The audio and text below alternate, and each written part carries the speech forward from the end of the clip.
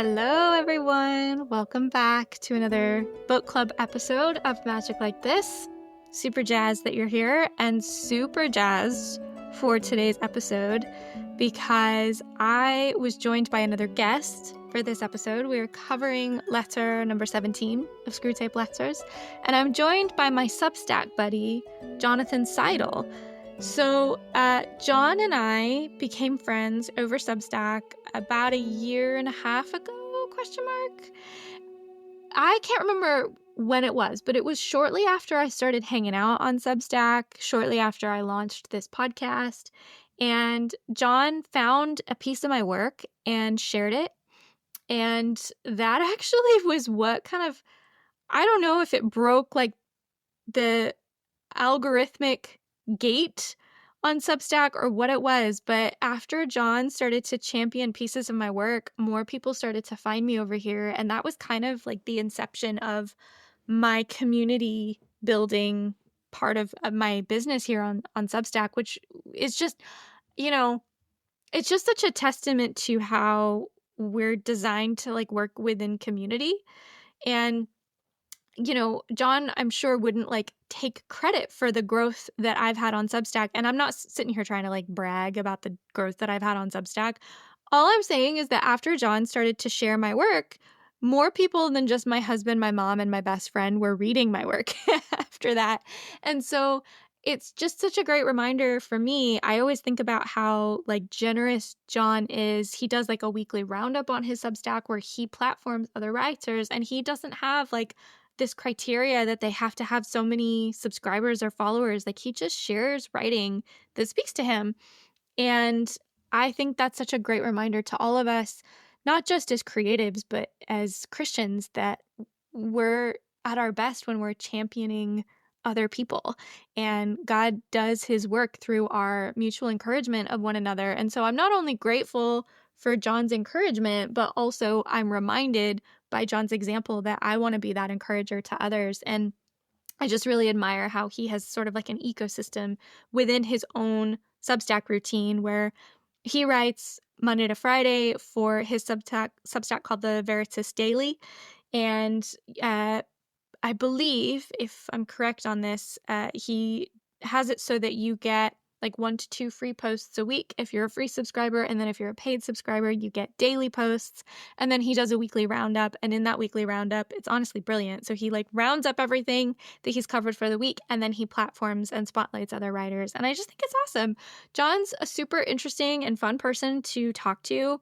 He is an author. He's got a history of working within Christian media, and he's written 2 books, Finding Rest, which is about mental health, and his upcoming book that is just about to, hit a bookstore near you is called Confessions of a Christian Alcoholic. And I was actually, I had become friends with Jon on Substack shortly before he made the announcement that he actually struggled with alcoholism as a Christian. And he talks a lot about how we normally hear the narrative of being an alcoholic and becoming a Christian, but we don't often hear a narrative where someone becomes a Christian and then they start to struggle with addiction, or they continue to struggle with addiction even after coming to faith. And so he talks about one of his like big topics is messy sanctification. And he talks about what that looks like in practice, what it means to be actively and messily sanctified by Christ, how there isn't just like an on-off switch where you become a Christian and everything gets perfect. And so his book, Confessions of a Christian Alcoholic, is coming out soon, and he's going to be sharing his story, and I'm super excited for it to come out. And I will put links in the show notes for how you can find Jon on Substack, how you can, pre-order his book, all that good stuff. But Jon he's just got a real heart for the Lord. He's currently studying at seminary, and he's got a lot of interesting stuff to say about the topic of this particular Screwtape letter. So when I reached out to him and said, would you like to join me on the podcast? First of all, he was like, yes, absolutely. Jon is a huge C.S. Lewis fan, to the point where his accolades include having named his son after C.S. Lewis. So like, I feel like you get an automatic spot on the podcast when you've named your kid after C.S. Lewis. So he was immediately like, absolutely, I've been waiting for you to invite me on your podcast. And I'm like, great. And it just so happened that the next letter that was kind of coming up in my queue was letter 17, which is all about gluttony. And let me just tell you, this conversation took a different direction than I kind of had it in my head to take it. And you'll hear in a minute, it sort of proves the point that Lewis is actually making within the letter that just initially totally went over my head, in that we don't often, especially in the Western church, talk about gluttony very much. And even I started out in this conversation with Jon kind of thinking about gluttony in like a wider context of like our addiction to our phones, like our gluttony of content consumption, because that's kind of what resonates with me more. And I was just projecting my own stuff onto that. Not to say that content consumption isn't a form of gluttony, but Jon does a really good job of like bringing the conversation right back to the heart of the matter and acknowledging that like this is literally proof. My evasion of the topic of the letter is proof of the letter itself and what Lewis is trying to convey, which is that we don't talk about gluttony very much in the church. And we don't talk about this unhealthy relationship with food. And obviously, we kind of broaden that discussion a bit more with food and with drink. With our general consumption of substances, we don't talk about that a lot.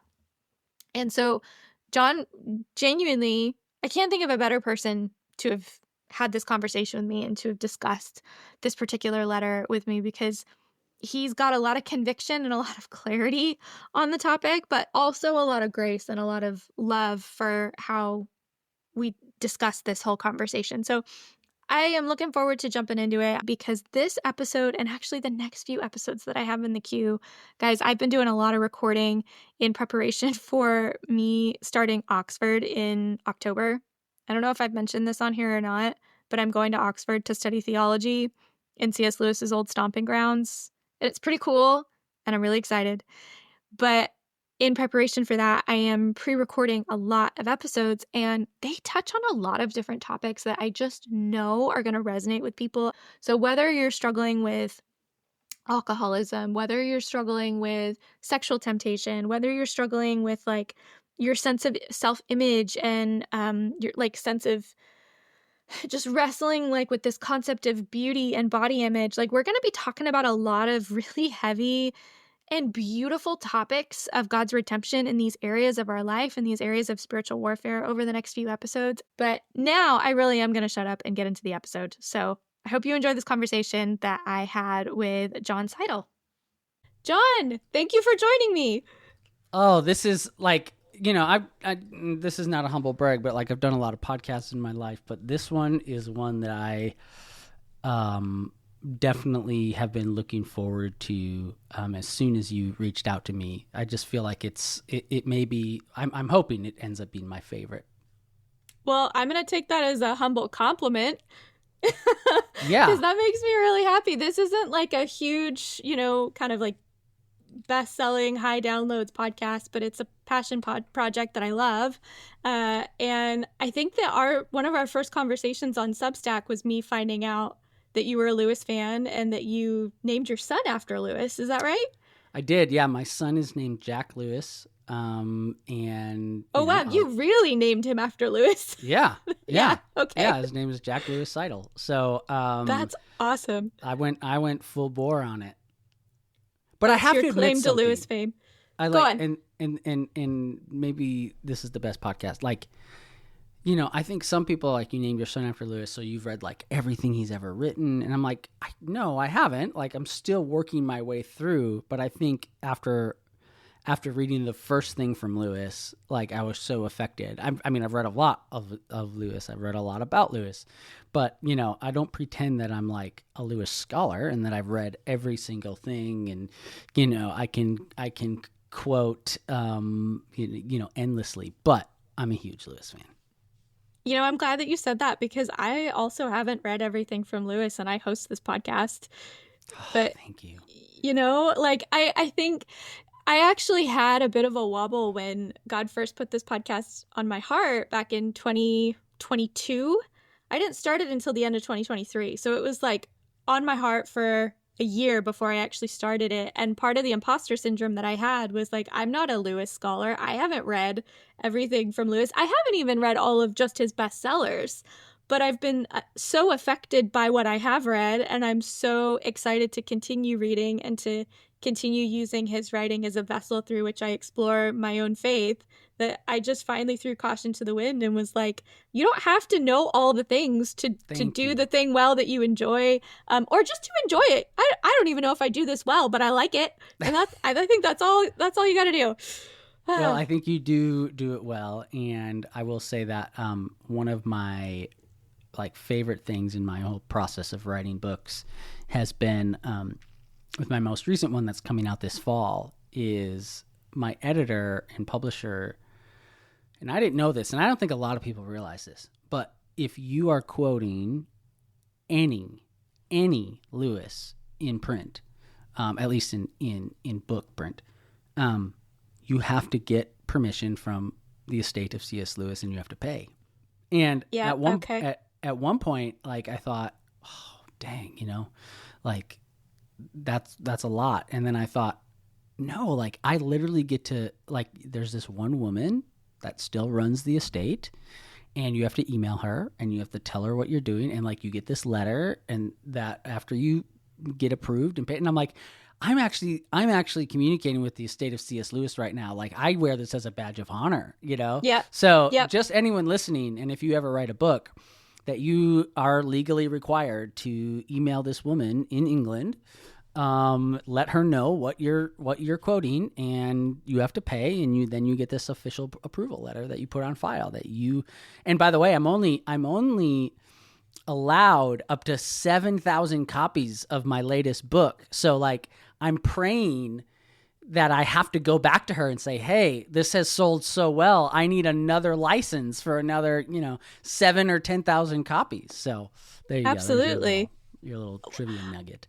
I actually knew that to a certain extent. I didn't know that you had to pay when putting it in print, although that makes sense. But when I wrote for the HarperCollins official C.S. Lewis Substack, that is also not a humble brag. This is just a thing that I was lucky enough to do this year. And when I was in contact with the C.S. Lewis brand manager for HarperCollins, I sent her my essay piece, and she was like, okay, I have to go send this off to the C.S. Lewis estate now and get its approval. And I was like, oh, wow, even HarperCollins, which is the official publisher of Lewis's work, has to get anything written about Lewis's work that's under their umbrella name approved by the C.S. Lewis estate. Isn't that great? Which is wild. Yeah. I mean, you feel like you're nervous, but then you're like, oh, well, this has been officially signed off on, I was over the moon, and I don't think that the brand manager knew what a big deal it was for me, because she didn't think to email me specifically to let me know when the Lewis estate approved what I'd written. She just messaged me to let me know when the essay was being scheduled to go out. And I'm like, wait, does that mean that the C.S. Lewis estate was okay with what I wrote? Are you kidding me?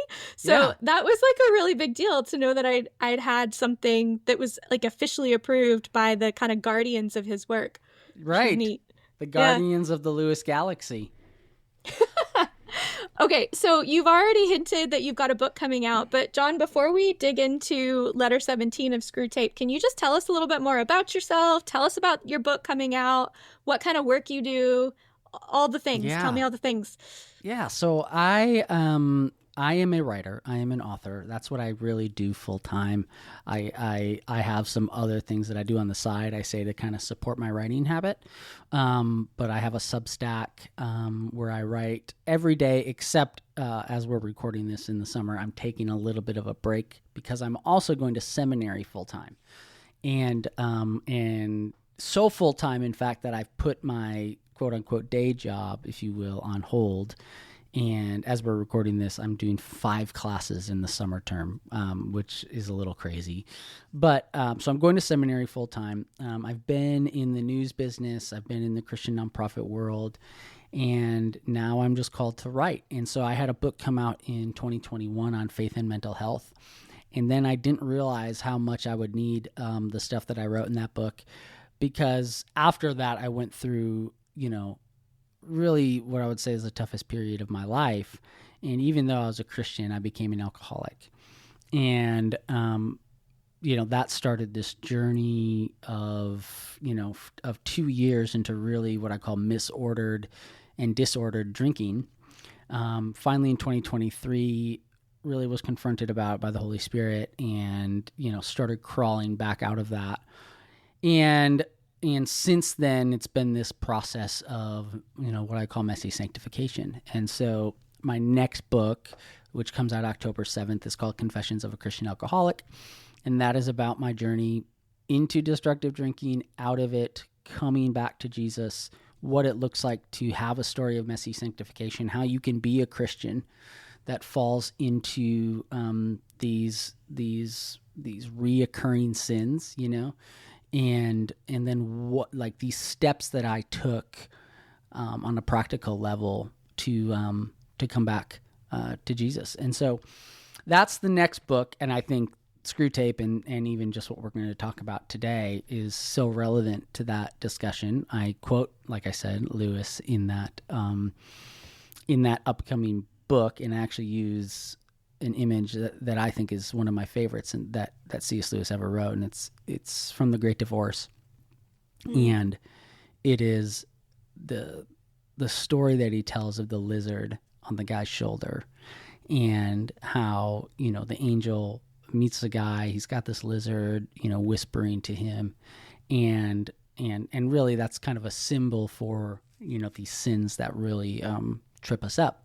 And the lizard's like, no, I'll be good. And the guy's talking to the angel, and the angel's like, do you want me to get rid of it? And he's like, yes. And he starts getting rid of it, and it hurts. And, long story short, he gets rid of it. And the guy's like, why, this is so painful. And the angel's like, I never said it wasn't going to be painful. I just said it was going to be good. Right.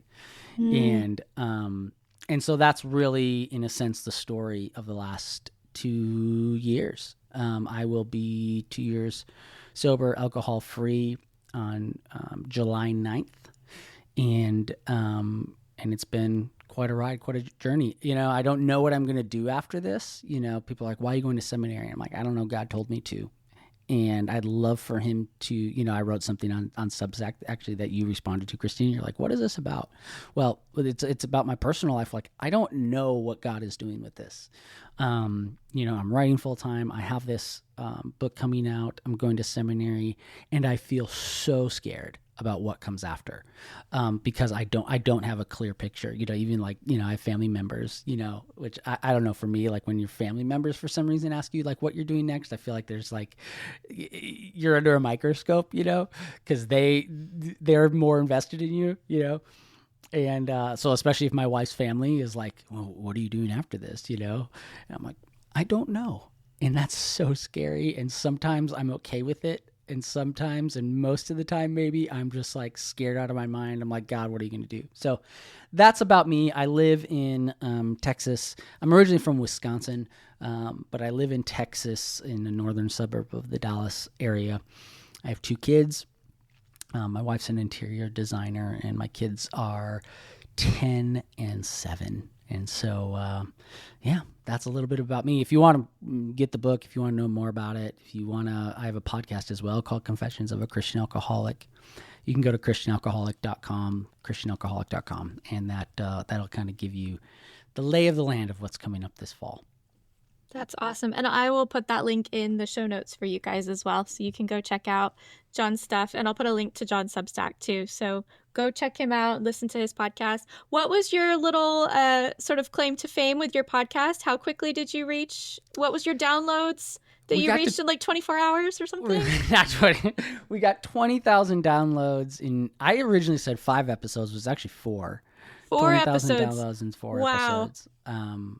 So the Lord has been faithful and good in that sense. And it's really just getting that message out, like I said, of messy sanctification. And so, even if you're listening to this and you don't struggle with alcohol, I think, and again, we're going to talk about this a little bit in this letter, but it's, what I write about is applicable to not just people who struggle with alcohol, but any kind of what I call nagging sin issues, or doing those things you don't want to do. And for some of us maybe that's eating, right? For some of us that maybe is alcohol. For some of us that maybe is porn or pride or narcissism, right? And so even the steps that I talk about in the book that's coming out can be applied to all of those things. So while I generally talk about it in terms of addiction and alcohol, it's really applicable, I think, to a lot of issues. Right. Well, because the general idea that I think is the reason why your podcast has done so well so quickly is that it's speaking to a real need that Christians have, which is to be reminded that becoming a Christian doesn't eradicate you from your sin struggles. Yep. And I think we And forget sometimes about that. we do. And sometimes even the sin struggles, like new ones crop up after we become Christians, which is something you really emphasize. You say, I'm a Christian, I became a Christian, and then an alcoholic, not the other way around, because people normally think that sanctification looks like the before and after of becoming a Christian, means that the before is when you struggled with the deep sin issues, and then after you become a Christian, those magically go away. And I think it can be really hard for people to sit in the tension of recognizing that the power of the Holy Spirit is genuinely transformative, and also we still deal with the grips of sin even after we receive the Holy Spirit.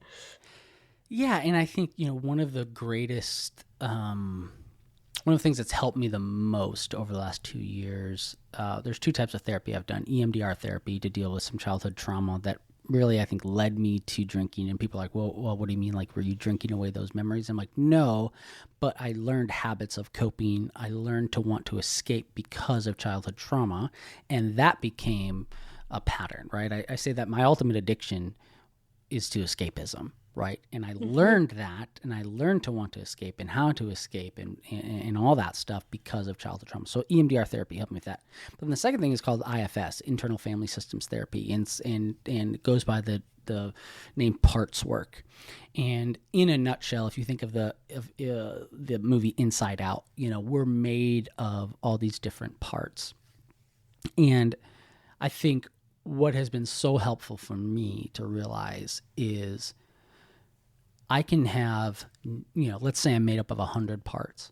99 of those parts can be healed and healthy and whole and given over to Jesus. But there was one part of me that wasn't. And that was the part that was an alcoholic, right? So when things are going well and those 99 parts are the dominant parts, like I can write a best-selling book about faith and mental health. I can be a good father. I can be a good husband. But when that one alcoholic part is triggered by a memory, by a situation that puts you on a spiral, that part takes over, right? And I think we all have those parts. We all have those parts that we haven't fully given over to Jesus. And you may think you have, but then something happens that you never expected. Your dog becomes so sick, and you're dealing with something. You're like, well, where did this come from, right?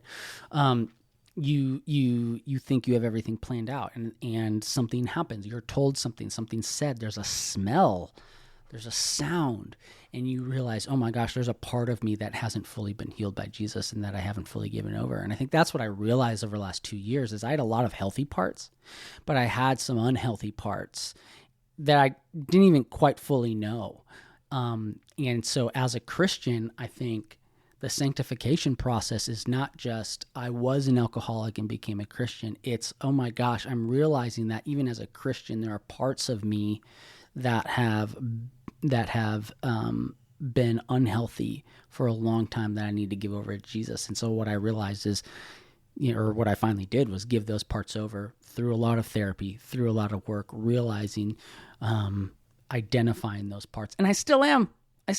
Like I'm not, like my wife and I are going to start going to marriage counseling again, because we realize like over the course of like, there's some healing that has to be done between us because some of those unhealthy parts bled over, right? And so it's still a process, but I'm in a place that I never thought I'd be, and that doesn't mean I'm fully, happy and laughing all the time and life is so great. Like there's a lot of, you used the word tension earlier, and I think it's a good word. There's a lot of tension of like, in that already, but not yet. And I don't know what's next. And so I'm like, Lord, all right, I need to give it to you. Okay, I have a question that I actually have wanted to ask you because I've heard you talk about internal family systems on your podcast before. And I'm like, oh, I want to ask Jon about this. And this actually kind of tags off of a previous Screwtape letter that I covered, God knows how many weeks ago now.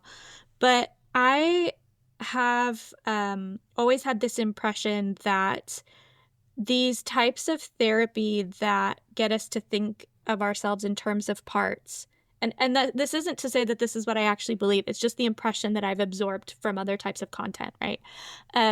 But I've been given this impression that this idea in therapy where we're encouraged to think of ourselves in parts or to talk about ourselves in parts is almost encouraging like a fractured sense of self rather than a whole sense of self. When I've heard you talk about it, it's like the groundwork for which we then seek wholeness and like actually bring wholeness back in. I'm struggling to articulate the question now because I wasn't planning on asking it, but it's just kind of like really pressing on me. I guess what I'm trying to ask is, how do we think of ourselves in the terms that you described, the internal family systems, where there's maybe parts of us that are more healed than other parts, without almost using that as like a way of justifying sinful behavior by being able to almost like fragment ourselves out? Do you see where I'm going with this? It kind of like tags off of how I dismantled the Enneagram a while back and just trying to like think about how do we use these frameworks in a healthy way while still recognizing that like a fully sanctified self is one that I would like to assume is whole. Does that make sense? Yeah, and so I think there's a couple things I'll say, which is, first of all, parts work or anything, what I say is it explains why we are the way we are, why we do what we do. It doesn't excuse it. And so I think that's an important caveat. But I think, in a very 30,000 foot way, is that like, while the goal is wholeness for sure, I don't think we can ever and will ever be whole this side of glory, right? Sure. And so I think there's always going to be this tension between, these the fragmented parts of ourselves. And so while that can be a goal to be whole and healthy and healed, I still don't think we'll fully be there, right? So I think there has to be this recognition that the sin and brokenness that entered the world in Genesis 1 is always going to create that tension. The other thing, the next thing I'll say is that I think if you read Romans 7, 6, 7, and 8, really, I think Paul, in a sense, recognizes this, right? When he talks about doing the things you don't want to do, oh, what a wretched man I am, right? Is how he kind of concludes that verse. And there's some theological debate. Is Paul talking about himself? Is he talking about the pre-man? I tend to take I take the theological position, based on even some of the Greek words used and words that he uses later to talk about the same thing, that Paul is talking about himself as a Christian. And so I think the Bible inherently recognizes that we have these, and I'm not going to dualism, right? Like I'm not going that route, but that we do have these parts of us that aren't fully healed. And so I think it's recognized in the Bible through Paul. And I think, in some ways you can say, a foundation of our faith is this idea of parts in a whole, right? Like, what is that? Well, that's the Trinity, right? You have parts in a whole. That's a good point. That is a perfect relationship, right? I think that the idea that there are parts that make up a whole is baked into our theology, and the core theology really of the faith. And I'm in seminary right now, and I think it's, I had a professor say, like, without the Trinity, you have no Christianity. And I think it's really true. So literally, without this idea of parts making up a whole, you don't have a faith. And so I think that while obviously, so I think the Bible recognizes it. I think that there is, it's baked into our faith. I think that our goal is to get to that wholeness, is to get to that aspect where we are complete. I don't think we'll get there. And so I think we live in that tension, the already but not yet, like I said, of what does it look like to, and I think we'll just never run out of parts that we have to give over to Jesus, right? Like, I think now I'm forgetting the guy who said it. I quoted in the book, but where it says, you have to be killing sin, or sin will be killing you.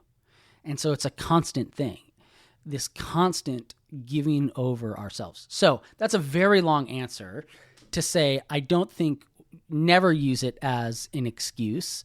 And I think I have a whole chapter on repentance and sanctification in the book, because there's a difference. I say, we've seen a lot of, especially over here in the States, we've seen a lot of people fall, a lot of pastors fall. And I think the difference between like what it looks like to have someone who's fallen and can be restored is the repentance aspect. And I've seen some people do that where they've said, I am, like Paul, what a wretched man I am. And here's why I think I got to that point. Again, explanation, not an excuse. And then I've seen people who have taken,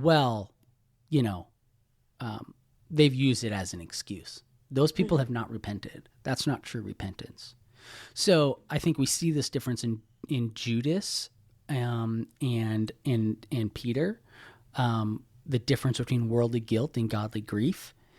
Judas had a worldly guilt that led him to literally take his own life. Peter denies Jesus 3 times, and a godly grief that leads to action. And so what you see is, and I love this, someone pointed this out to me, I'd never seen it before, but so Peter denies Jesus 3 times. Jesus comes back and appears to them. And if you remember, there's this scene, I can't remember which one of the Gospels, it might be Luke, that has this scene where Peter's back fishing. Like they're after having breakfast with Jesus. Yeah, is it that one? Well, no, where he's out fishing, and then Jesus comes back, and Peter literally jumps out of the boat and runs to him. Yeah. That's the difference between worldly guilt that leads to Judas hanging himself and godly grief where you run to Jesus, right? So all that to say, when I'm doing parts work, am I getting mired in worldly guilt, or am I running to Jesus with those things that I'm realizing, holy crap, I need to give over to him? Yep. And what I have found in the last 2 years is I'm finally at that point and at that place where I'm running to him. I'm jumping out of the boat and running to him.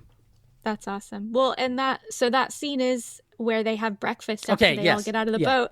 And the reason I brought that up is because it's at that point that Jesus gives Peter the opportunity to claim Christ back 3 times. That's where he asks Peter, do you love me?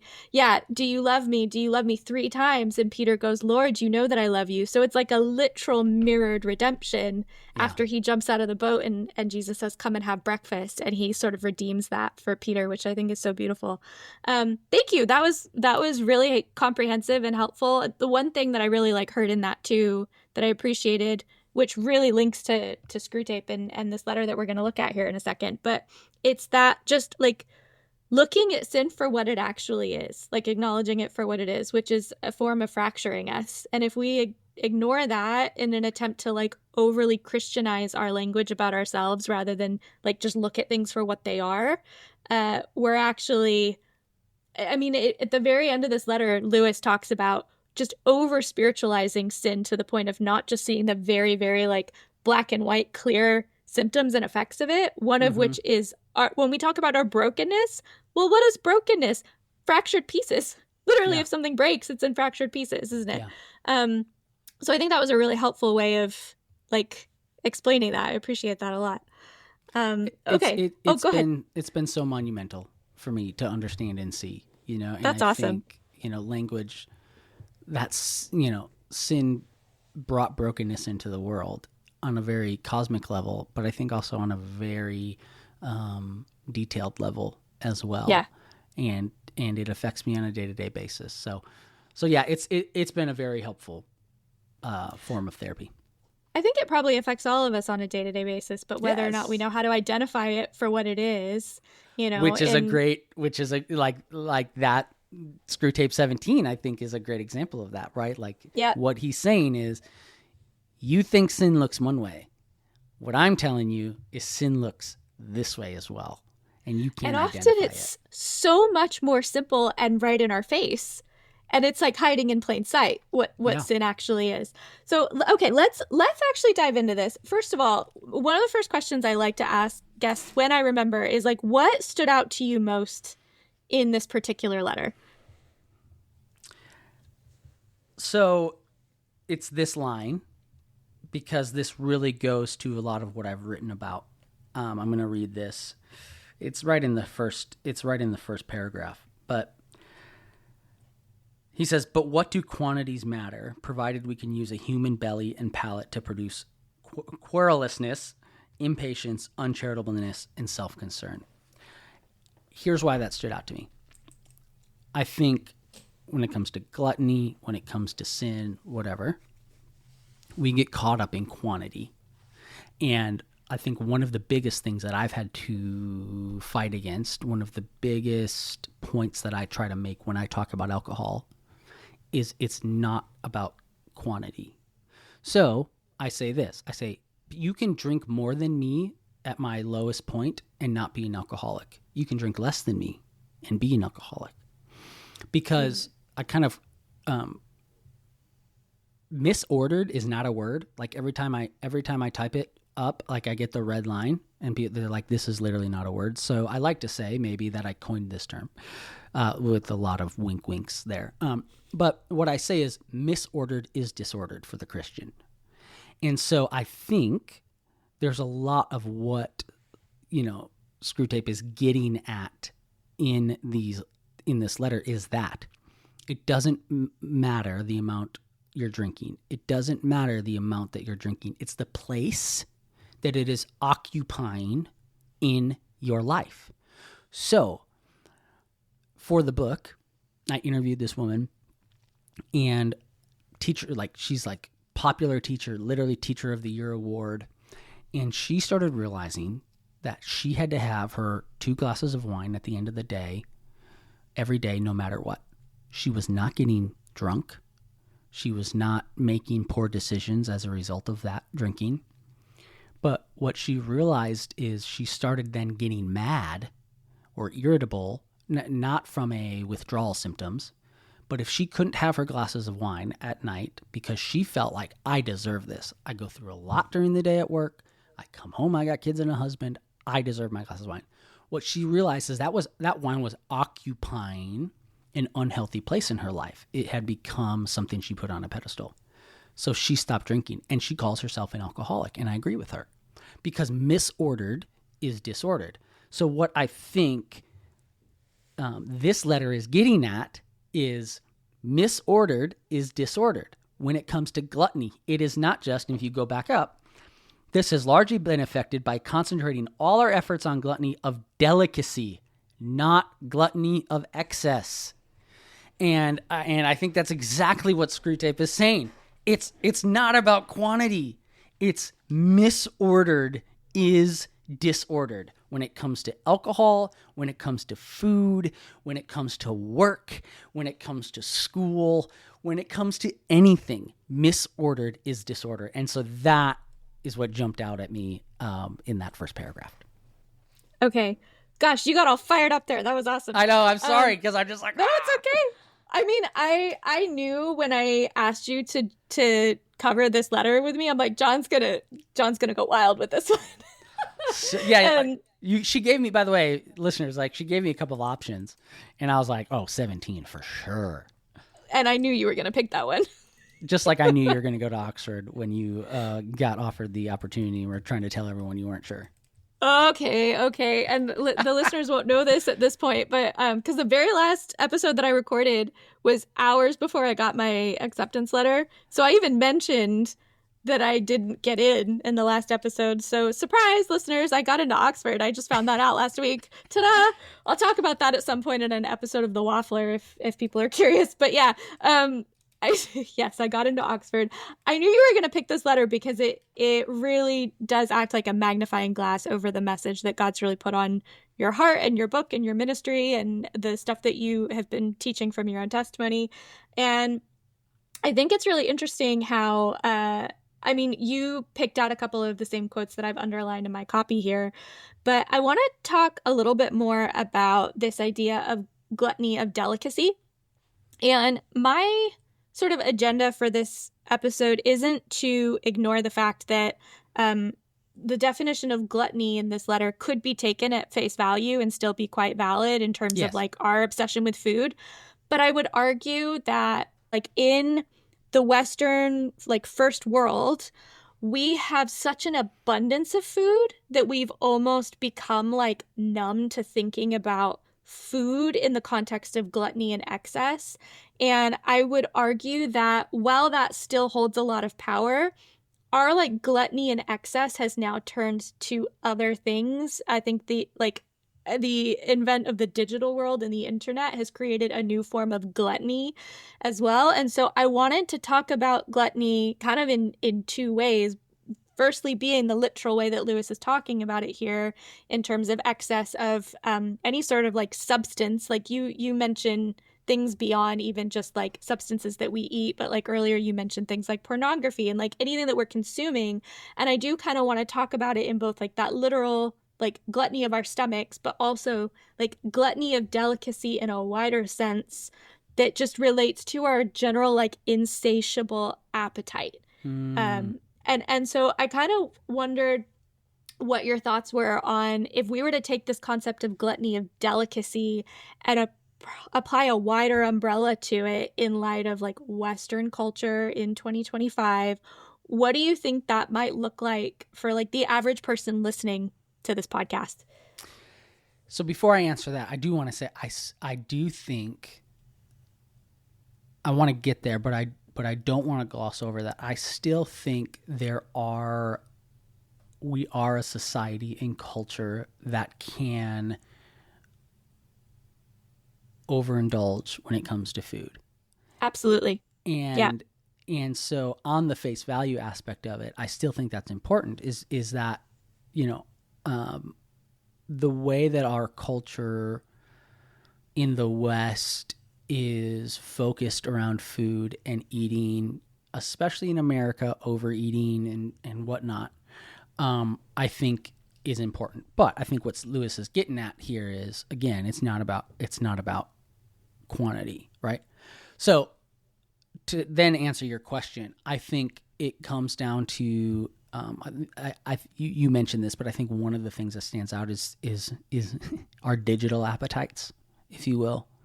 And I am so guilty of this, right? And I've become more aware of it. There's in the addiction recovery space, there's 5, they call it 5 stages of recovery, and it's really just 5 stages of making change. And the first 3, it's like pre-contemplation, contemplation, decision.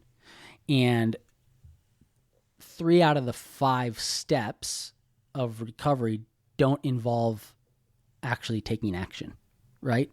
And so I say that because like I'm becoming more and more aware of how often I'm scrolling on my phone while just sitting in the living room with my kids and how much they see me on my phone, right? That to me is digital gluttony. And I am just feeding myself and gorging on it, right? And sometimes not sometimes, a lot of times I don't even know why. Like why, I pick up my phone because I'm just like, it's just habit at this point. You eat because it's just habit at this point, right? So I think in that sense, I think digital gluttony has become the big thing. If you want to apply it to this aspect, so what does that mean? Well, so is he like even if you're not gorging yourself, again, what place is your phone occupying in your life? What place is Netflix occupying in your life? What decisions are you making around it? What decisions are you making to try to prove that you don't have a problem? But you know you have a problem, right? Like the example where he talks about the woman ordering tea, or no, bring that back and bring me less, you know? And it's really this kind of false humility, if you will, this false sense of I've got this under control, you know? So that's that would be my answer. What about yours? I think quite similar. And actually, as I was listening to you talk, I almost feel the need to backtrack, because in my head, I was thinking, okay, actually, like, gluttony of food is maybe not something that culturally we're thinking about in the same way, just because there's such an abundance of it that we've kind of numbed to it. But then that almost proves the point that, like, it actually says that here in the first few sentences of this letter. Screwtape says one of the great achievements of the last 100 years has been to deaden the human conscience on that subject of gluttony, so that by now you will hardly find a sermon preached or a conscience troubled about it in the whole length and breadth of Europe. So I think I kind of just contradicted myself, really, because the fact that there's such an over excess of food, and like you mentioned, the States, it's like that here in the UK, but there is a particular flavor of like just very easy access to drive-thrus in the US that I always forget about until I come back to visit, that actually by having the over excess of it, that doesn't make us immune to gluttony. It just makes us numb to the like recognition of it anymore. But if anything, it probably makes it worse. Oh no, you can hear my husband just got home. You can hear my dog barking in the background. I'm sorry. Oh, the little guy. I get so excited when my husband gets home from work. So apologies, guys, if you hear my little golden doodle going nutso in the background for a second. But yeah, I am now I am rethinking some of the questions that I had for this episode, because actually I don't think I've put enough emphasis on thinking about how food and our relationship with food and just like substance consumption in a normal context, right? When I say substance consumption, most people would hear substance and think like drug abuse, or like some other, like people talk about substance abuse, right? And they're thinking of things like drugs and alcohol. But actually, any substance which we consume into our bodies, depending on the relationship that we have with it, and that gluttony of delicacy is just about the relationship that Screwtape is describing, that specifically the patient's mother has with food. It's not about the food itself, it's the relationship with it. And yes. I think actually I was kind of overlooking how much food and drink and any sort of normal, like socially acceptable substance can still hold that like level of power over us. And that's that's Lewis's whole point. Of goal with this book, is to get people to pay attention to the things that are hiding in plain sight that we're not really paying attention to. I think I just proved his point right there by kind of glossing over that more than I think I should have done. Well, and so here's what I think is important, is that when it comes, like, think about whether yourself, or if you're listening to this, think about yourself. When you have a bad day, what do so many people say? They're like, I just need a drink, right? Or let's go out for chips and queso, right? And there's so many things you could fill in the blank there that are related to food and drink. Chocolate for me. Sure. I just want a chocolate chip cookie. Right. Yeah. And so what I think isn't like what we don't like to hear is like, one of the things that has become painfully obvious to me over the last 2 years since I've been sober is what I said earlier, is my addiction to escapism, right? So this woman, Laura Love Hardin, she wrote this book. I don't believe she's a Christian, but it's called The Many Lives of Mama Love. Suburban, middle-aged woman who basically spirals into addiction, selling drugs, and ends up in jail. And she has this great line that I quote in the book that says, "My only ever addiction was to the white whale of escapism." It's obviously, a Melville reference to Moby Dick, which is this obsession to chase this thing that you just can never seem to get. And so for her, it's escapism. For me, it's escapism. And I think for so many of us, it is escapism. And so when you have a bad day and you treat that bad day, even if, again, let's get rid of the quantity conversation. Even if you are going to chocolate, if you are going to one or two drinks, if you are going to the Chinese buffet, like that's actually a thing for me. Like I have to be careful with that. Like I love, like if I have a bad day, I want to go to the Chinese buffet and I just want to eat 75 crab rangoons and like a pound of General Tso's chicken, you know, like it's funny, but it's true, you know? And so I think what became painfully obvious to me over the last 2 years is myself and then hearing other people. How often when it's a bad day do you say, let's get a drink, let's get a chips and queso, let's get a bar of chocolate? And Thomas Keating, who's a kind of modern day monk, he was teaching in the States over here, I think in the Boston area. He was teaching, he kind of has this form of meditation called contemplative prayer. And he was teaching it to, you know, he would go around and teach us, and he's teaching it to these nuns. And this nun came to him, and oh my gosh, it's just such a great quote. This nun goes to him, you know, Father Thomas, you know, I'm realizing, I'm butchering this, right? This is my paraphrase. I'm realizing that 10,000 times a day, my mind is turned away from the Lord as I'm trying to practice this contemplative prayer. And Father Keating goes back to her, oh, how great, 10,000 opportunities to return to the Lord. And I think that's what we miss, is that these moments and these opportunities where we say, I wish I could, or let's go get a, let's eat a, let's drink a, are actually, you want to know what it looks like to pray continually? Those are opportunities for you to return to the Lord. And I think one of the sweetest things that's happened to me over the last 2 years as I have embraced sobriety, and really I say embrace Jesus. Like I embraced Jesus and I got sobriety thrown in, and that's a whole nother podcast. But it's how often I find my mind wanting to escape. And for most of my life, I banked those moments until I got home and could crack open the bourbon, and I escaped that way. And now I'm finding 10,000 opportunities throughout the day to return to Jesus. And so I think what's important here in Screwtape 17 is we're missing out on those opportunities. We are saying, well, if I could only just have that really high-class tea, and I'm just using that example because that's kind of what Lewis talks about in here. I'm not drinking a ton, but if I can just have that, you know, that single malt scotch, that's what's going to give me the relief and the escape. Here's the truth, Christina. It does. Like, I'm not the first one to say this, but I didn't have an alcohol problem. I had an alcohol solution.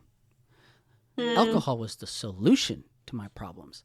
The delicacy, the fine caviar, the fine tea, the fine chocolate, the fine whatever does work as a great substitute. In the wilderness, the golden calf worked as a great substitute for God. If it didn't, they wouldn't have done it. It worked. They were alone. They felt alone. They felt removed from God, so they made their golden calf, and it worked. It gave them the relief that they wanted.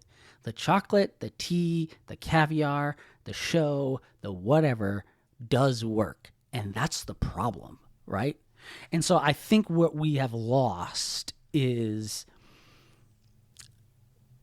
the fact that, like, it's important to sit in those feelings of being scared, of wanting to escape and whatnot. It's important to sit in those because they do turn us back to God 10,000 times a day. I don't struggle as much with wanting to drink anymore. What I struggle with is the other forms of escape that have become culturally acceptable. So I used to vape because it was culturally acceptable. smoking is called, now you're in the UK, right? I feel like, but, Yeah. but, More but people here, smoke out here. Yeah. yeah. But here it's like, well, that's culturally unacceptable, but you don't smell like smoke. So it was like that little hit of nicotine throughout the day to get me through the day. And I never smoked cigarettes. I never did. Interesting. What I realized was, oh, there's a little nicotine. Like when I'm feeling X, Y, and Z throughout the day, that little hit for that 10 seconds, great, the little, hemp derived gummies, right, that are legal, right? It's not weed, right? For a while I've been taking those because I'm like, it's not alcohol, it's legal, it's acceptable, right? Now just fill in the blank with all the other things. It's like, it's those culturally acceptable things that I think we turn to, and that's food, that's alcohol, that's vaping, that's Delta 8, that's whatever. So I went on a diatribe for a long time. I'm sorry. But I think for me, that aspect of 10,000 opportunities to turn to the Lord because we want to escape. And food is an escape. Culturally, we say more often than I think we realize, if I can just give me X, Y, or Z. If you've been enjoying this episode of Magic Like This, I really invite you to come join us over in the Magic Like This book club. I host a book club over at magiclikethis.substack.com, and we gather together online for monthly book club meetings, and we chat about Lewis, and it's a ton of fun, and it's a bit more of a personable, real-life community of people who are exploring their faith and their theology through the lens of amazing literature and the works of C.S. Lewis. So if you have been around for a while listening to these episodes, or if this is even your first episode and you just love it and you're like, oh my gosh, these are my people, I would really invite you to come and join us over in the Magic Like This book club. It's a paid monthly subscription, and you get access to the book club meetings and the recordings. If you're ever unable to attend a particular meeting, you can watch the recordings back later. And it's just a ton of fun. I would love to have you over there. So all the links and details for how to become a paid member of book club are in the show notes. But you can also just head on over to magiclikethis.substack.com and find out all about it there.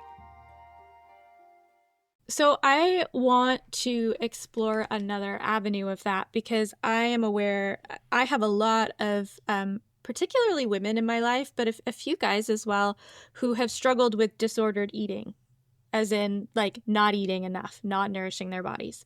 And so I always like to look at the both and situation. So what you're describing is a particular type of relationship and motivation for going to a food or a drink. I also want to look at the other side of the coin, which is that, and I'm going off script here. The spirits led this conversation in a different direction than I expected, and I'm rolling with it. I want to look at the other side of it, which Lewis talks about a lot in Screwtape letters, which is that God is the author of all good things and all joy. And how often is like our time with Christ described as a wedding banquet and a feast? And so I do want to talk about like the holy, beautiful, like God-honoring approach to enjoying food and drink, because there's such a source of like joy and celebration in that. And there can be a healthy relationship with food, not just to nourish our body with calories, but to actually enjoy.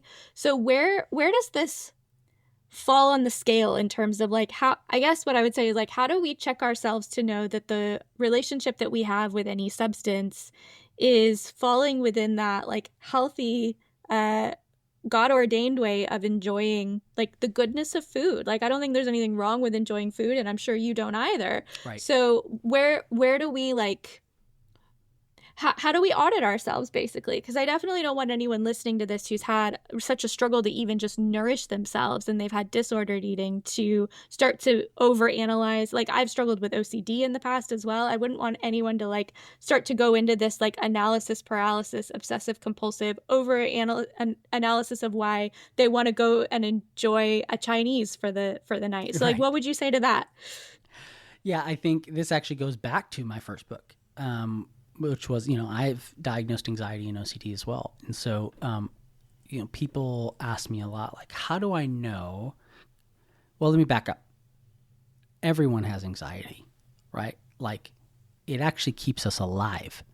We're supposed to have anxiety. And so the example I give in my first book is I took a trip with some guys years ago. We went to Alaska, and we take this float plane. We literally get dropped off in the middle of nowhere. Like, we have to land on a lake. There's no roads. There's no nothing, right? Like, if we encounter trouble, we have this like SOS thing. We hit it, and we have to wait like a day for someone to come get us. And so we were in this forest cabin, and there's no plumbing, so you have like an outhouse. And so if you had to go to the bathroom, I would say in the middle of the night, but really anytime, you had to bring a form, like a weapon with you, whether that was a shotgun, whether that was bear spray, whatever, because the travel to the outhouse, was like 100, 200 yards away, right? And so you're walking through the forest. Like, there is a high likelihood that you will encounter a bear. And so we had anxiety, right? That anxiety forced us to take precautionary measures, right? So that we didn't become bear dinner, right? Like, so anxiety is good. It's right. It's healthy. It keeps you alive. So people are like, well, when do you know that your anxiety has become clinical, or like, when is it an issue? And my answer is when it starts to hamper your everyday life. So as someone with generalized anxiety, I would start obsessing over emails, right? So I'd send an email to a boss. I'd go read that email 100 times, just looking for typos. Did I convey a tone that I didn't want to convey? Like, what's going on here? Is that hampering my everyday life? Yeah. Do you know how long it takes to reread an email 100 times? Like, what life am I missing out on? What things am I missing out on? Right? My OCD, like, I remember going to the store and I ran over something and I went and circled the block like 3 or 4 times, and it took me like 45 minutes. And my wife is like, where were you? And I was like, well, I thought I ran someone over, but I really didn't. And I was, like, that's hampering my everyday life, right? So I think the same kind of test applies when it comes to food or anything. And so to the person who is a struggle with food doesn't have to just be overeating. It can be undereating, because food, the thought of food, dealing with food. I had a family member who lived with us who had an eating disorder, anorexia and bulimia. The amount of time that she spent thinking about food was like insane. And I use that word actually very intentionally, right? Because it is a mental disorder, right? Yes. The amount of time that she spent thinking about food, about not eating food, was a lot, right?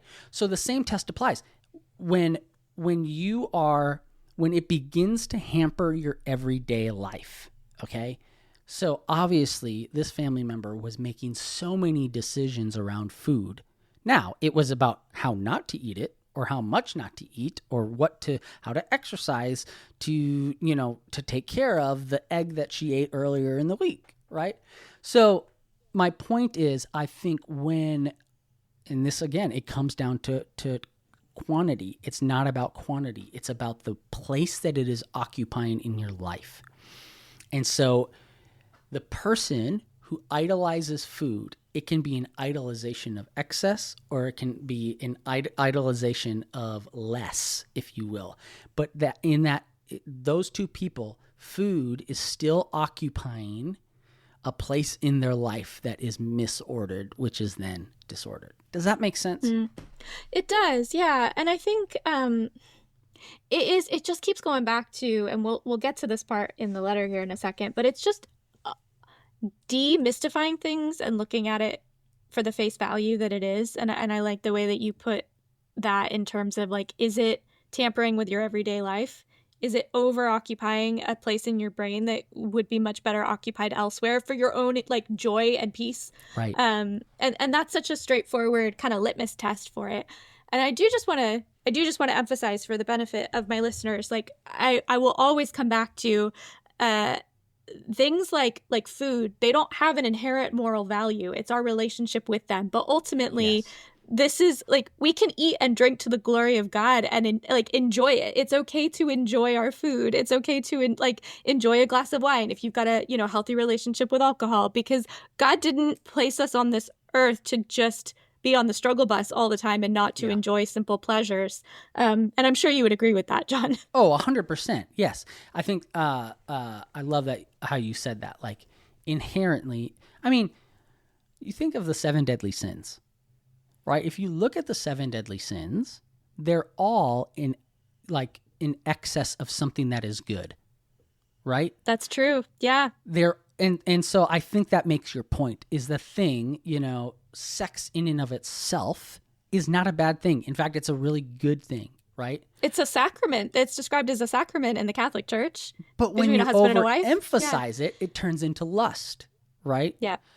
Food is a good thing. When you overemphasize it, it turns into gluttony. And you can go all the way down the line with all the 7 deadly sins. They're all basically a perversion of something that in itself is good. And so I think it was designed by God. Yes, yeah. Exactly. Yeah. Well, and Lewis talks about that a lot in Screwtape, the amount of times where Screwtape gets annoyed because he's like, all we can do is corrupt this thing that is essentially good because the enemy made it, and the enemy made this thing to be good.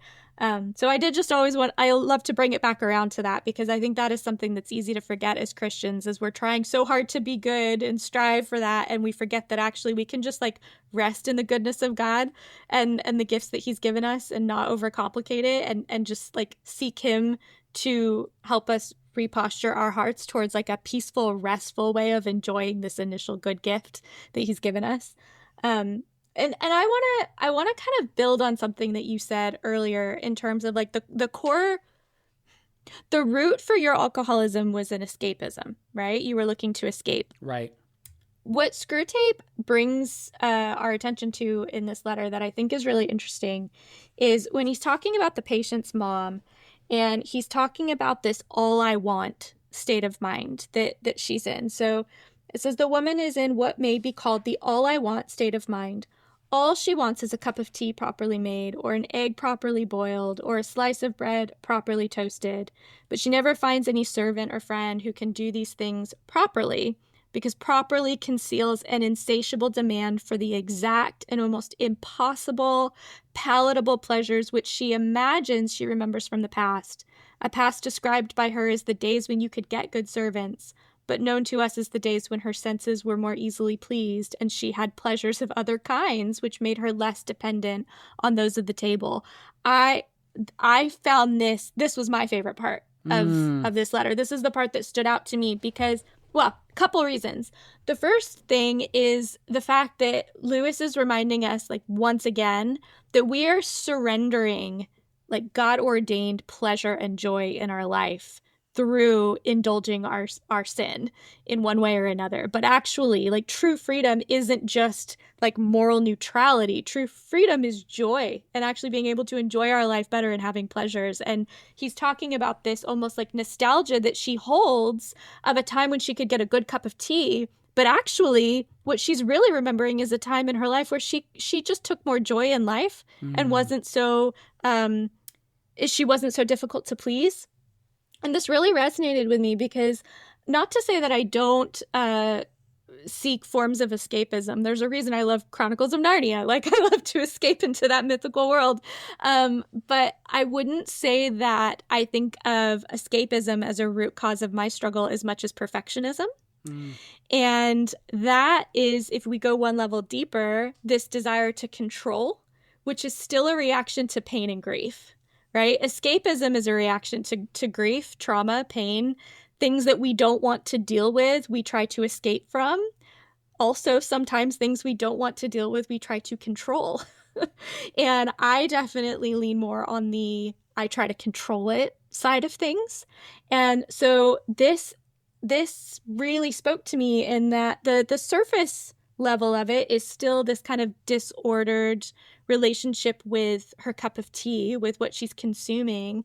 But there's also this like root of a desire to control things and to keep things perfect. And I just thought it was interesting because obviously I'm reading into this a little bit. I'm projecting my own stuff onto this a little bit, not a lot. He does talk about like her exactness, her need for exactness.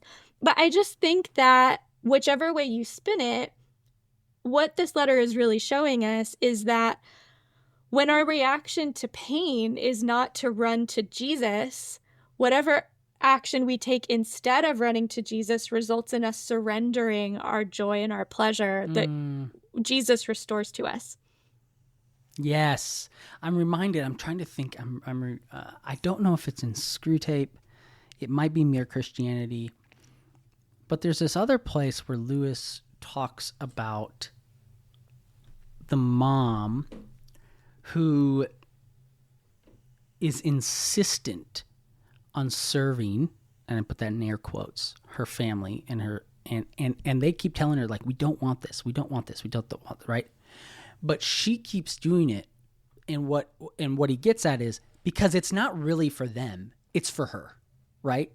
And she gets, for what you're talking about, she feels this control. She feels like I'm sacrificing. And what she doesn't realize is that no one is actually asking her to sacrifice. No one really wants her to do it. They're not getting anything from it. She's working herself to the bone, right? They're maybe they're annoyed at how frantic she's running around, but she keeps doing it. And his point is basically like, she's not actually serving, right? She's being selfish because she wants to be wanted. She needs to be needed, right? And so that's where my mind goes a little bit too when you talk about that, is like anything that we do that is actually self-serving, like we can mask our selfishness in a lot of different ways, right? We can say that, well, I'm doing it for this, I'm doing it for that. But if really the heart of it is selfishness, if it's control, like you said, like there's an issue there, right? So she's masking, like, I just want a proper cup of tea. Like I remember when we could get a proper cup of tea, right? And really what she's masking is this desire for, what you said, control. I also think it brings up this idea of, we have a tendency to, I'm going to make this word up, maybe, nostalgize. Yeah, we'll go with that. Yeah, sure. The past, right? Like where we think, things back then were so much better, right? The good old days. The good old days, right? And yeah. we just forget this, my wife talks about this. I know you haven't experienced this yet, but let us know when you do. That like scientifically, the brain in the woman's body is made to forget the pain of childbirth. The pain of childbirth. Yep. Right? Yep. I've heard this. So that they'll want to do it again. Right? Yep. And I think what a great, in a sense, metaphor for us in the old days, right? Like we have this amnesia about what the good old days were actually like, And because of that, we have a sense to idolize and worship. John Calvin was right. Like our hearts are idol factories, and we can make idols out of anything. And the good old days is one of them. And I think that's partly, here in this letter. Yeah. Well, and I want to just do another very simple analysis of what the text is saying here, because if we flip what it's saying on its head, where it's saying she's lost in nostalgia of the good old days, but actually what she's remembering is a time where she was more easily pleased. Let's flip that on its head then. If she could release her grip on needing the right cup of tea, she could just really enjoy her cup of tea and have a nice day and just have the sweet, simple pleasures that God gives us every morning when we wake up, and just the joy of being alive and having access to a cup of tea. I really sometimes wonder if the simple antidote to some of this deep dissatisfaction, whether it be escapism or a need to control, is gratitude. Just like such a bubbling up joy and gratitude for what is before us. But it's interesting that you mentioned how we can mask our dissatisfaction by like creating some sort of moral value on it and casting the responsibility almost onto someone else. Because in this text, it does say words to the effect of, where does it say this? Oh, here we go. If ever the enemy introduces into her mind a faint suspicion that she is too interested in food, Glubose counters it by suggesting to her that she doesn't mind what she eats herself, but does like to have things nice for her boy. So I just think, like, how good are we at not really acknowledging, like, what's going on inside and what the real true motivation is for our misordered relationship with whatever it may be, whether it's our phones, whether it's food, whether it's alcohol, like whatever it is.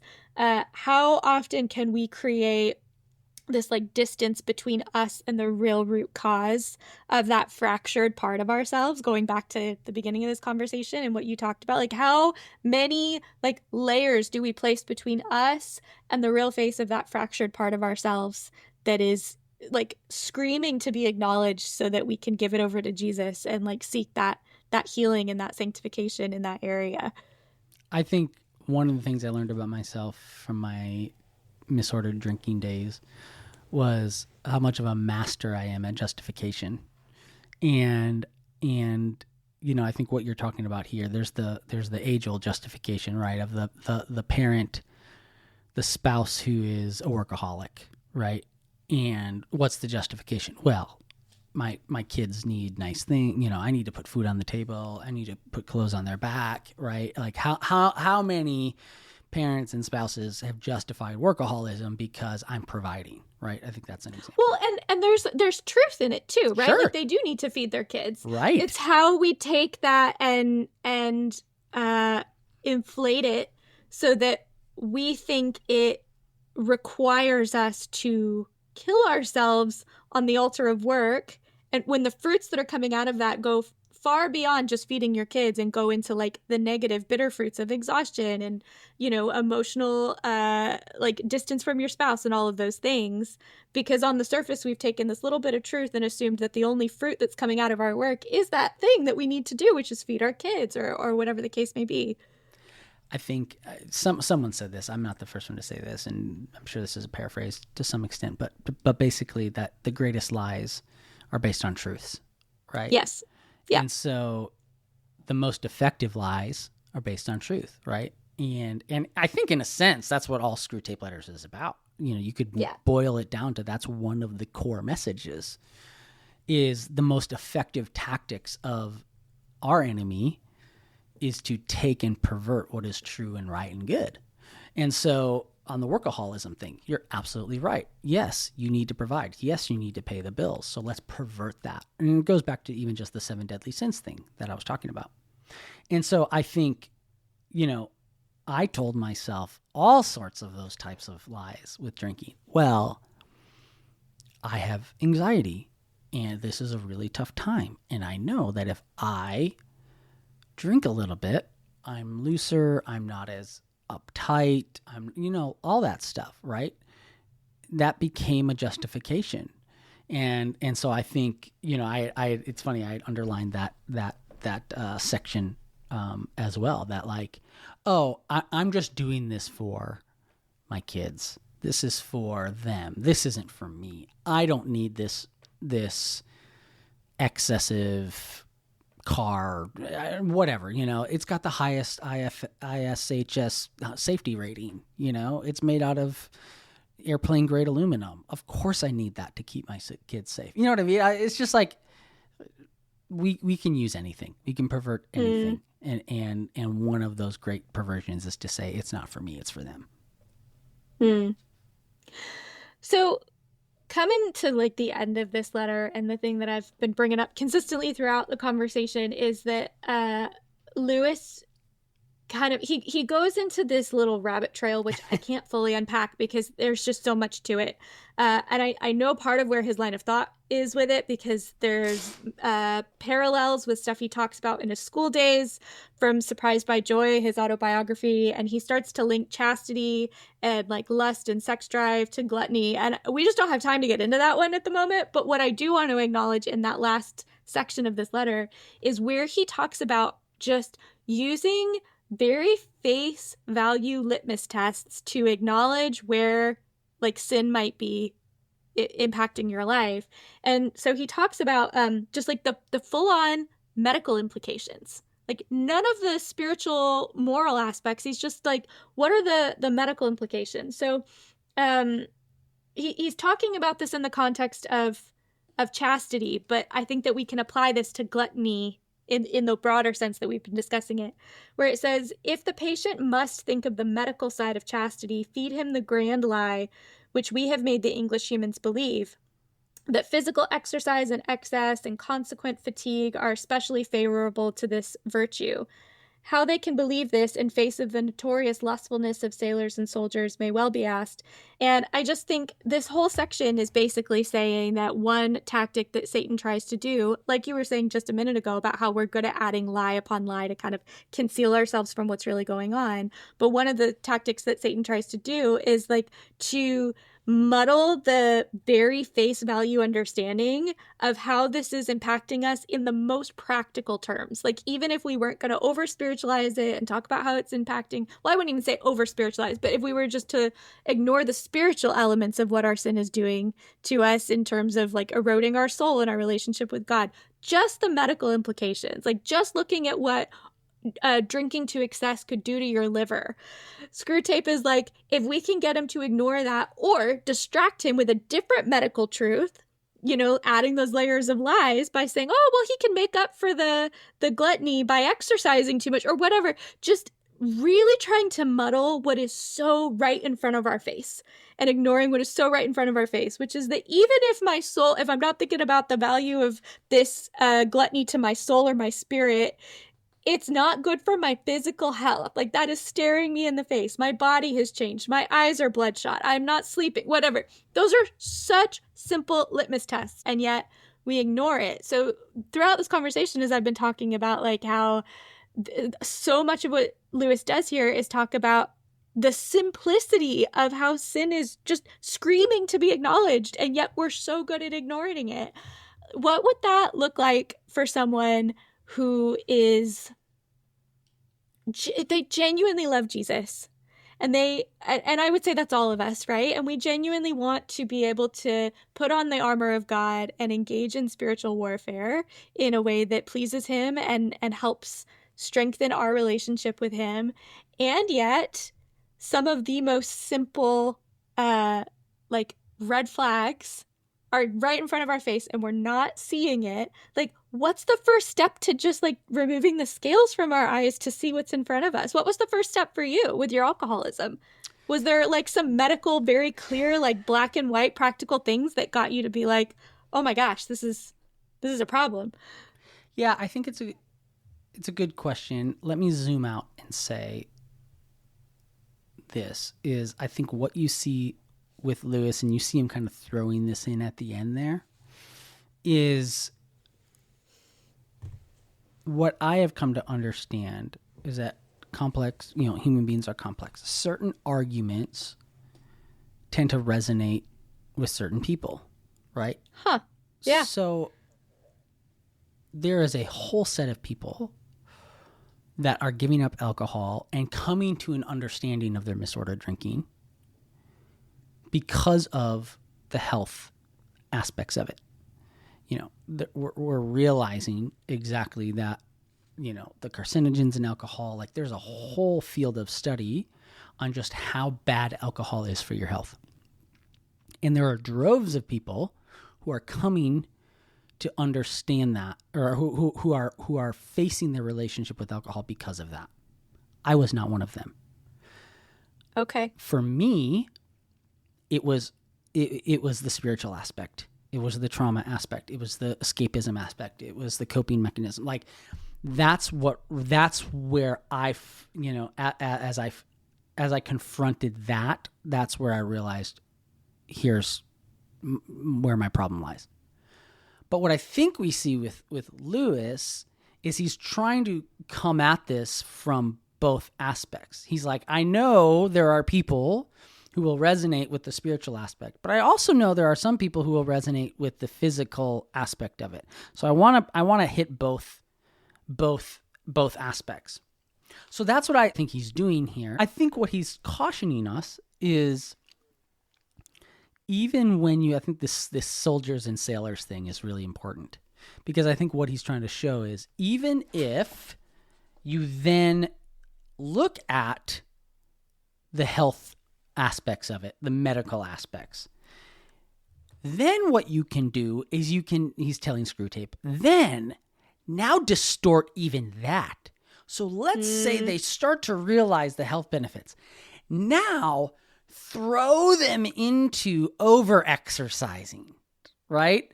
Throw them into a health concern that then becomes misordered, because again, what is that? We've all seen those meatheads, right? They take going to the gym to excess, right? So maybe they're not worshiping food, but now they're worshiping exercise, and great, they've, Screwtape's saying we got them. So what he's saying is, if he must think of the medical side of chastity, feed him the grand lie which we have made the English humans believe, that physical exercise in excess and consequent fatigue are specially favorable to this virtue. So he's saying, if you are overly concerned with sex, or if you know that you need chastity to be an aspect, just exercise it away, right? And he says, now, how they can believe this in face of the notorious lustfulness of soldiers and sailors. So basically what he's saying is, make him forget that even the fittest people, that I think is what he's saying, the fittest people that we know, soldiers and sailors, who are always exercising, who are in great shape, they still struggle with lust, right? Let's make them forget about that, right? So I think he's saying is like, wherever you go, if you go, for me, so if you're approaching drinking from a health aspect, and then the Screwtapes of the world can get you to then go overboard on getting healthy. And so now you're like, oh, I've realized this is a class 3 carcinogen, and I need, I'm lazy and I'm not sleeping well. Okay, now I'm going to start worshiping exercise. Now I'm going to start worshiping my body. Now I'm going to start worshiping health. They're like, we got you. We got you. Ignore the fact that even some of the most fit people in the world can be alcoholics, right? But now you're just worshiping your body, and now we've got you. That's great. So we've won. I think that's that's the importance of the soldiers and sailors part that I think really stood out to me.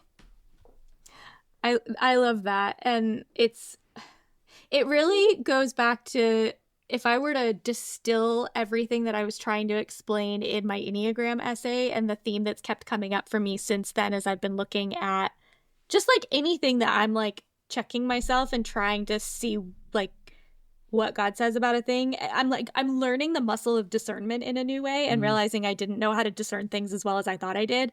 But the distilled message from my Enneagram essay was, anything that forces us to look to it before God. Yes.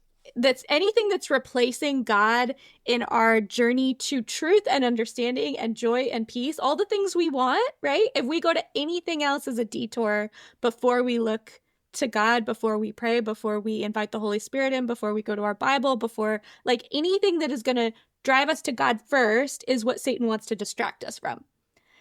That's the misordered is disordered. Yeah. Like that's exactly the point, right? So if you put the Enneagram on the place that Jesus is supposed to occupy in your life, it's disordered because it's misordered, right? Yeah. If you put your health, and certainly there are some people who are not putting their health, right? Are not giving as much attention to their health. That's a sin as well. Yeah, because God wants us to look after our bodies. Like, our body is a temple. It's always so difficult to explain all of this without people wanting to go into the extremes of like, okay, well, if we're not supposed to be, going to the gym and taking care of our bodies, then what? And like, that's not what you said. Right. But it's so easy to go into that either or of being like, well, if we're not supposed to exercise, then are we just supposed to be unhealthy? No. It's the order of it is it's 1 Corinthians 10:31. Whether you eat or drink, whatever you do, do it all to the glory of God. Like everything that we do in its ordered sense is we look to God first, and through him, he gives us like the divine understanding for how to look after our bodies, because God wants us to be healthy and take care of these bodies he's gifted us with. He wants us to be able to enjoy the gift of food. Jesus did. Jesus, Right. like, I was just in Luke, I think Luke 11 today, Luke 10 or 11, where he's like been invited over for dinner at the Pharisees, and he's just chilling, reclining at the table. Like, it's none of these things are in and of themselves ever the bad thing. It's when they take the place of God in our lives, which is all Satan tries to do, and he has a million different ways to do it. And Lewis only really scratches the surface of the methods that Satan uses through Screwtape letters, and yet the goal is always the same: distort the truth and get the patient to look to anything other than God first for his source of fulfillment. Yes, that is Screwtape boiled down in a nutshell. And I think it is what, I've come to learn. Misordered is disordered.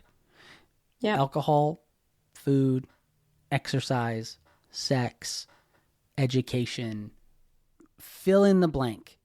And to your point, like if the devil can get us to be in excess or to idolize anything, he's won.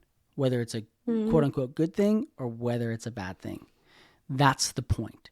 That's the point of the Screwtape letters. Like, that is the summary, right? Like I in my seminary class, we were looking at all the laws in the Torah, and there's like 611 that are mentioned, but if you look at the 10 commandments, they're a distillation of those 611. But then we see in the New Testament, Jesus distills them even further. Love God and love others, right? That's a distillation of the 611 laws in the Torah. So misordered is disordered. That's my distillation of everything that is in the Screwtape letters. And I think that's what you're saying, right? Like, if you want to understand, if you had to write an essay, you could write it in 3 words on the Screwtape letters. Misordered is disordered. Just like Jesus can summarize the 611 laws of the Torah in 2 commandments: love God and love others. And love others. Yeah. So good. And I want to finish off by just saying the reason all this matters is because the last thing that Satan wants is for us to know just how good it is in God's presence, just how good it is to be in relationship with him, just how much joy and peace there is on the other side. Like, we're not doing all this. We're not reordering our priorities back to God as a form of like prostrating ourselves into so-called like, goodness or morality just for the sake of being good or moral. And that's kind of the trick that people get stuck in when they think like, oh, if I'm a good enough person, I'll get to heaven or whatever. Like, there's no rest in that. Like, every deep ache of our soul that manifests itself in escapism, control, or insert any other like sin here, every single one of those sins comes from a deep ache in our soul that can only be satisfied by God. That's why Satan's trying to take that gift from us. So we're not doing this just to like tick a box. We're doing this because actually the outcome, like you said at the very beginning of this, when you were talking about the great divorce and the angel was like, I didn't say it wasn't going to be painful to get that lizard off your shoulder. I said it was going to be good. Yeah. And this is the thing, like, one of my core values in my business and my writing and everything I do, the core behind the battle cry is like, yeah, life is deeply painful and I will cry out in the pain that I'm experiencing, but towards my God who has told me if it's not good, it's not over. And I think there's a song, I know you said that, I think there's a song that I was listening to recently that uses that line, right?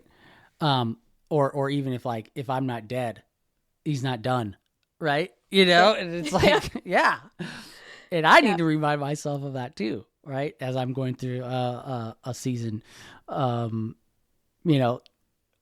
want to say this too. When we talk about the getting back to the right priorities, is I don't want anyone to hear this and think, like there isn't a magic formula. And what I mean by that is it's not that, like when it comes to sanctification, there's a guy named David Paulson, he's a great titan in the biblical counseling world. And I quote him in my upcoming book because he says, paraphrasing here, but basically that it's God generally works on one thing at a time with us. He doesn't work on all the things that we need to work on, right? And so, in this letter 17, the patient's mother needs to work on, obviously, her relationship with food. Once she gets that in order, though, it's not like everything is going to be fine. The Lord then reveals the next thing we have to work on. And so I think, I changed my relationship with alcohol. And don't get me wrong, that was a big one, right? But it's not like I haven't then realized in the last 2 years the other things that have been misordered in my life and that I've had to work on. And that, I don't say that to discourage people. I say it to encourage you, because what I have found in working on those things, in reordering those priorities, and in constantly putting Jesus back into the place where he deserves to be, my relationship with him has become so much sweeter. My perseverance has grown. My ability to endure hardships has grown, right? And so I think whether it's gluttony, whether it's all the other things we've talked about, when you work on those, when you get them back into the proper priority, get ready for the next thing. But don't be discouraged by that. Know that in that process, you are getting more and more of God, more and more of Jesus. And when you talk about a life of fulfillment and flourishing, you realize I can have that life of flourishing and fulfillment despite having to work on those things. And, to be corny and cheesy, like the journey is the reward. The journey of working on those things, the process of working on those things gets you more of Jesus, and you become a more whole and flourishing person. Mm. Yeah. I think it's distilled really into what the fruits of the Spirit are, right? Which is everything we crave: love, joy, peace, patience, kindness, goodness, gentleness, faithfulness, self-control. All the things we want for our lives, all the reasons that we go to therapy, because we want those things. Yeah. We want love, joy, peace. We want patience. We want kindness. We want self-control. We want gentleness. All the things we long for, well, those are described as fruits of the Spirit.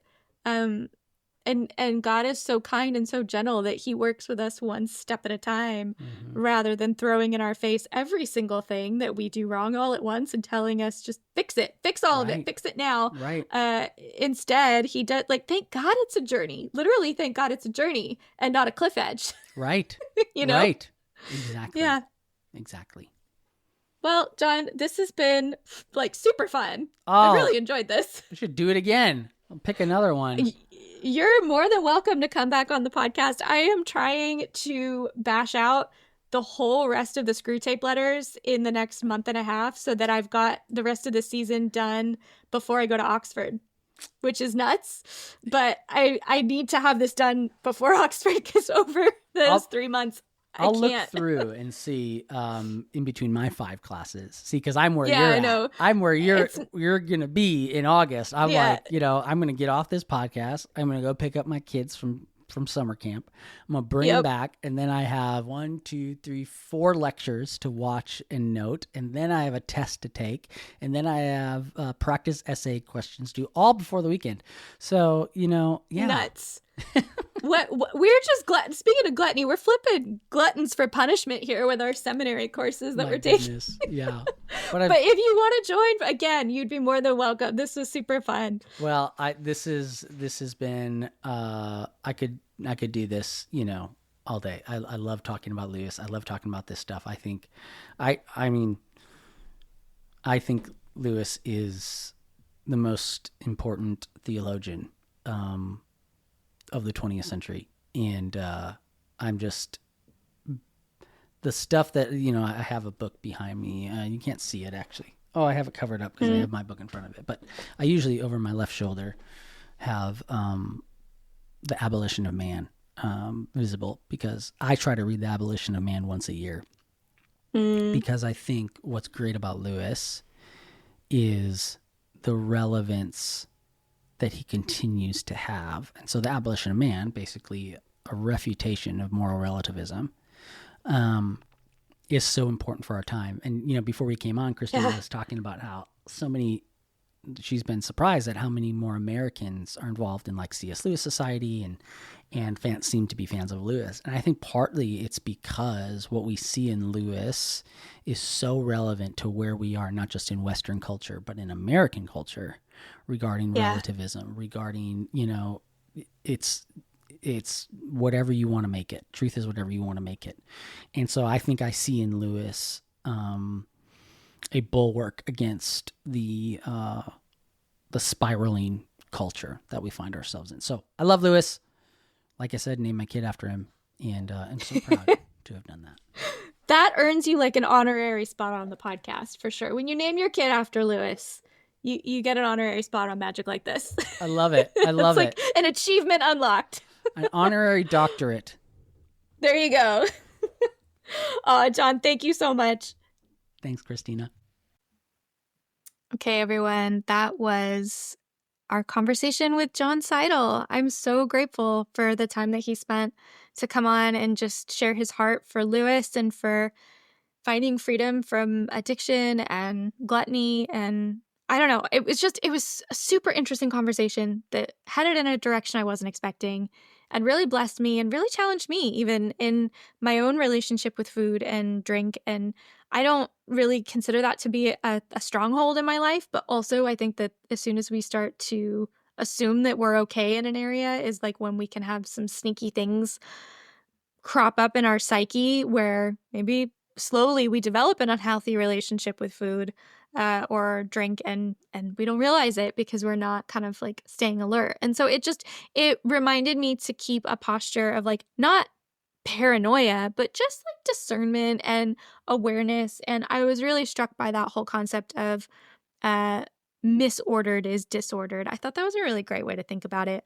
But I also do just want to say and encourage you, if you are someone who is struggling with addiction, if you are someone who is struggling with an eating disorder, I hesitate to put resources all in the show notes because where you're at in the world is going to kind of dictate where you can best get support. But what I would suggest to start off with is please reach out to a trusted friend, colleague, family member, pastor. I emphasize the word trusted, someone who is safe, because I want you to know that there is freedom from the bondage that you are feeling in your relationship with consumption of any kind, whether that is on the side of overconsumption or underconsumption. I'm trying to be really careful with my words here because I know things like struggles with things like eating disorders where one does not eat enough and their body is wasting away and there's not enough nourishment there. That is, I have seen firsthand from people in my life how devastating and life-altering and health-threatening that can be. And I just want to remind you that like God loves your physical body. He made it. He formed it and said it was good. And he wants you to have freedom from any bondage that you are experiencing in your flesh so that you can live whole and healthy. He wants you to be able to nourish your body and enjoy the goodness of food and enjoy, like, we talk about like union with Christ being akin to a wedding feast. And so I want you to feel like you are supported in enjoying that wedding feast and having a properly ordered relationship with food and drink. And so please reach out to someone who can support you in that and who can signpost you in the right direction to receive further support, whether that's mental health or medical intervention, if that is what you need. But I want to encourage you to do that from the posture of not shame, but an invitation into redemption and wholeness. Because there really is a version of life on this earth where you can live in the freedom that Christ won for you on the cross, and I need you to know that.